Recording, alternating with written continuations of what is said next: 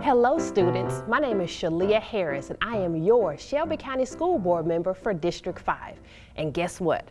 I'm going to read to you today. I'm reading Planting Stories, the life of librarian and storyteller Pura Belpre. It is 1921. Pura Teresa Belpre leaves her home in San Juan for a visit to Nueva York. Words travel with her. Stories her abuela taught her.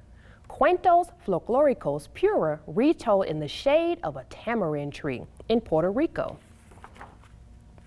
Now a new island stretches before her, ripe for planting seeds of the cuentos she carries. Manhattan, a city of hustle and bustle, bigger, louder, crowded, yet alive with hope and possibility. What began as a visit to celebrate her sister's wedding becomes the first steps in a new land. Y una vida nueva for Pura. She works first in a garment factory, but it is cold floors and hard edges, not the soft, fertile ground where seeds take root. Then a golden opportunity, una bendición. The library needs a bilingual assistant. Pura speaks Spanish, English, and French. She is perfect for the job. But where are her abuela's stories? Not one folk tale from Puerto Rico is on the shelves. How lucky for the library that Pura has story seeds ready to plant and grow. In the children's room, she lights the story hour candle and begins. Her eyes dance, her voice sings. Pura's words paint a picture of a little house with a round balcony, where Martina, a beautiful Spanish cockroach, meets Perez, a handsome and gallant mouse. El ratoncito, Perez y la cucarachita, Martina, a tale from the tamarind tree. When Pura's story is done, each child makes a wish on the candle, and with a wisp of air, whoosh, la vela is blown out.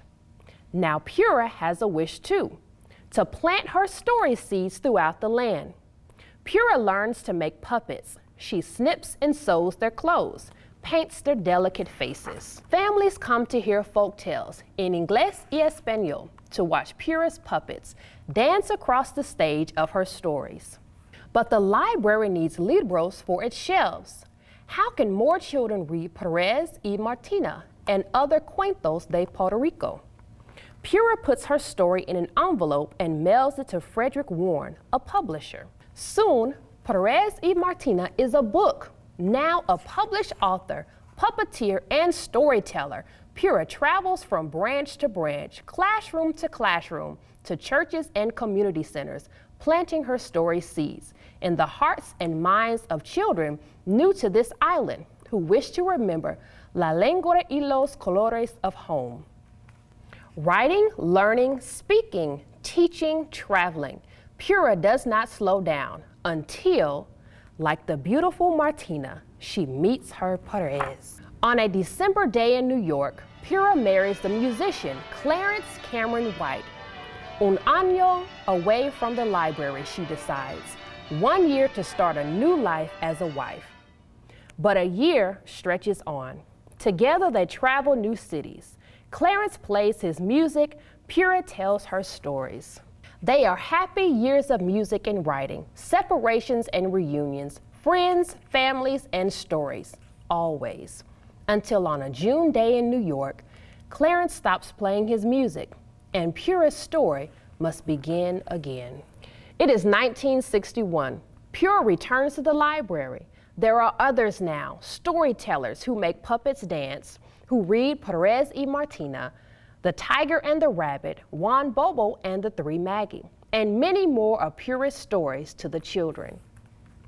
The seed she has planted, the roots that grew shoots into the open air of possibility, have become a lush landscape into which she steps as though she has never left. Well, guess what? Like fertile ground, we are planting seeds in you so that you can grow and flourish. But in order to grow, you must read every single day because literacy matters.